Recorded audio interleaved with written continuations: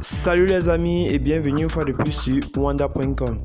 Toujours du côté du Cameroun, nous allons découvrir ensemble aujourd'hui les raisons pour lesquelles Paul Biya est admis aux soins intensifs à Genève. Pour plus de détails à ce sujet, c'est tout de suite après le générique. Bon visionnage. Eh bien les amis, mais avant de commencer, n'oubliez pas de cliquer sur le petit bouton rouge situé en bas de votre petit écran afin de vous abonner à la chaîne et d'activer la cloche de notification pour ne pas rater les prochaines vidéos. Bon visionnage.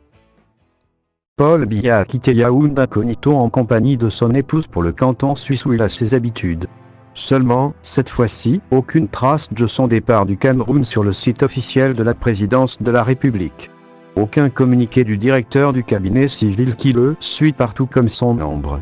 Les sources bien renseignées du code ont localisé le despote dans une clinique très huppée du canton helvétique. Tout le personnel de ce centre hospitalier est très étroitement surveillé.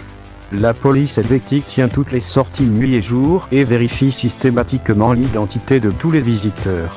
La tension est très palpable autour de cette clinique et l'inquiétude se lit sur les visages selon la source du code. Paul Biya, qui se croyait immortel, tout-puissant et invincible, fait face à la faim comme tous les mortels à qui il a donné la même mort contre laquelle il lutte en ce moment. Nous espérons que le BIR, la GP, la DSP et le Séné viendront tuer et torturer la mort pour qu'elle n'arrache pas le pouvoir à leur dieu Paul Biya.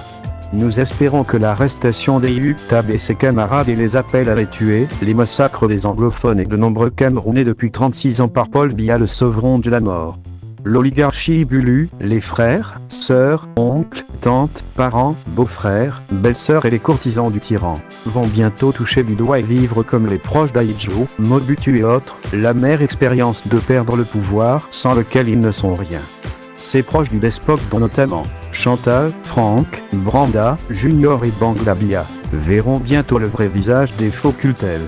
Biab Jifandi, Kaveil Eddy, René Emmanuel Sadi, Laurent Esso et autres, des hypocrites tapis autour du tyran qui ne rêvent que de lui faire la peau ainsi qu'à sa famille.